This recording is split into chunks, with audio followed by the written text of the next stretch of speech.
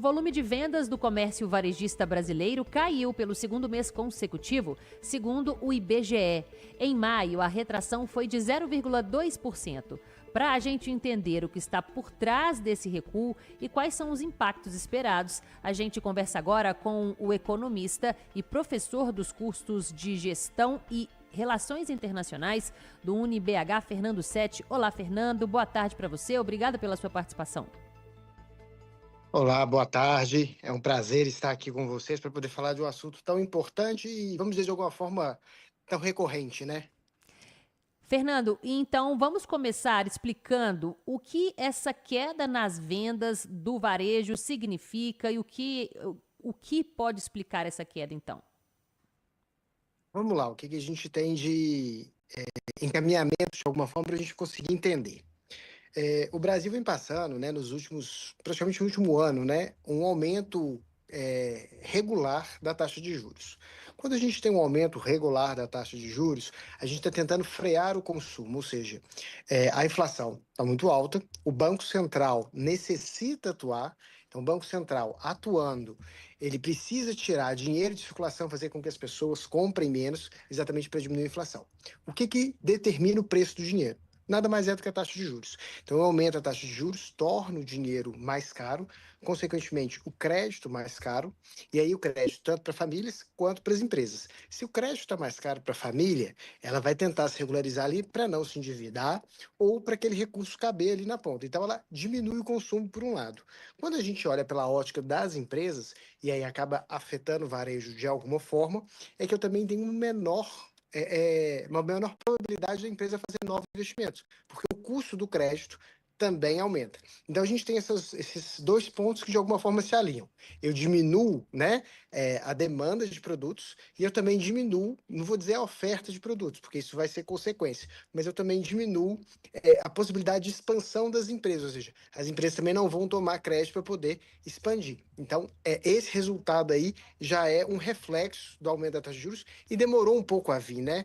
O Banco Central imaginava que isso aconteceria antes e é por isso que a gente tem um recorde na taxa de juros dos últimos anos. Fernando, boa noite. Luiz Fernando aqui falando com você. Até talvez por isso, né, por essa observação que você fez aí no final, o Banco Central sinalizou que deve manter a taxa nos 15%, pelo menos até o fim do ano ou parte do ano que vem.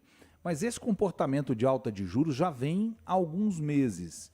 E no final do ano passado, se a gente observar os números, mesmo a previsão de crescimento, né, a previsão do PIB para 25 e a previsão de inflação, eles já estavam menores do que o do ano passado. Quer dizer, tem uma dicotomia ou uma confusão nesse discurso aí de manter os juros altos para desaquecer a economia, quando a economia já estava desaquecendo?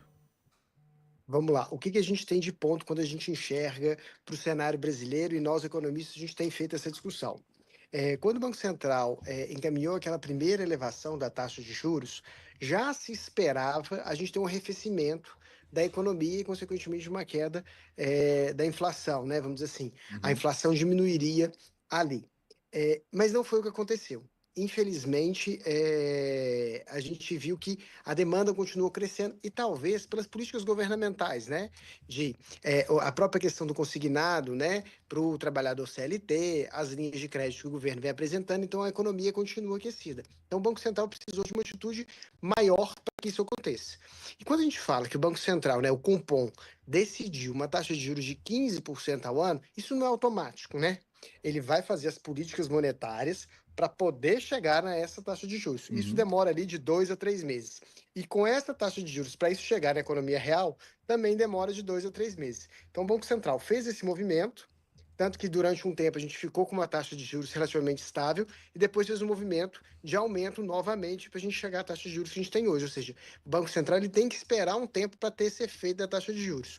O que a gente acompanha nesse resultado agora é que, aparentemente, a gente realmente está tendo uma queda. E quando a gente olha, a queda também não é significativa, né? A gente está falando aí de menos 0,2%, então eu estou falando quase com uma estabilidade. Então, a gente deve ter uma queda aí mais para frente para a gente conseguir realmente ter um arrefecimento da inflação. Lembrando, a meta da inflação no Brasil hoje é de 3%. Nós estamos batendo praticamente acima do teto da meta, acima de 4,5%. Então, o Banco Central vai buscar essa meta constantemente, né, para chegar nessa meta 3% ao ano. Mesmo com o governo federal jogando contra, né, Fernando? Parece que você vive num, Esse é que parece é que a o gente vive ponto. numa distopia, né? O governo federal reclamando da taxa alta, fazendo medidas, você falou da questão de concessão de crédito mais barato aí, não é nem só a concessão, mas o discurso incentivando o crédito mais barato, é o que teoricamente trabalha contra o que a política monetária do Brasil indica, né? A política monetária oficial. Esquecida, né? Quando o Banco Central diminui, aumenta a taxa de juros, ele quer diminuir a quantidade de crédito na praça. E aí nós temos um movimento de continuar com essa economia aquecida. E aí sim, o que a gente pode ter de efeito, e é um efeito perigoso, à medida que o crédito de pessoa física está subindo e o valor desse crédito vai aumentando, nós podemos ter um problema lá na frente, inclusive de superendividamento das famílias, né? A gente tem uma possibilidade de estourar uma bolha ali na frente. Então, a gente tem que conseguir ajustar isso. Para além disso, outra coisa que complica a taxa de juros o governo, a partir do momento que ele tem déficit, e é uma coisa que o ministro da Fazenda tem buscado, né? É tentar reduzir esse déficit ao máximo possível, fazer o arcabouço fiscal realmente. Se o governo tem déficit, ele tem que pegar empréstimo. E quando ele pega empréstimo, ele está competindo com o setor privado. E eu prefiro emprestar para o governo do que para o setor privado, a garantia é muito maior, né? Não. Então, o governo precisa trabalhar nesse panorama fiscal. Isso é super importante que o governo trabalhe nesse panorama fiscal, exatamente para que a gente não tenha que ter uma taxa de juros mais elevada ainda. O problema é que nós estamos com a demanda muito aquecida. Mesmo o Banco Central reduzindo aumentando a taxa de juros de forma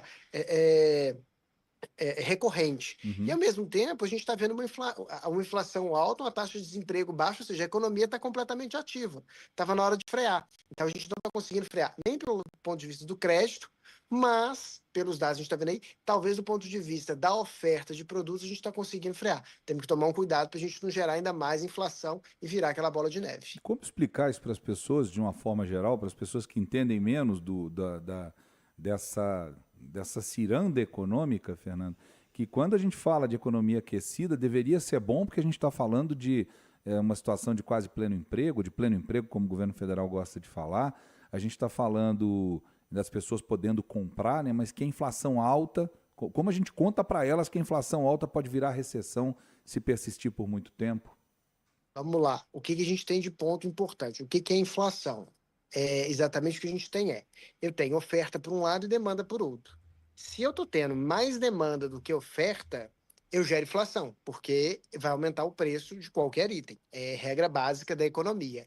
Então, o que a gente precisa fazer? Eu preciso equalizar essa relação oferta e demanda. Ou eu vou diminuir a demanda, que é uma possibilidade, ou seja, eu torno meu produto mais caro para que menos pessoas compram, e eu tenho uma outra ótica que é super importante, e esse é o que a gente chama de desenvolvimento e crescimento sustentável. Eu aumento a minha oferta, eu aumento a minha capacidade produtiva de vender aquele produto.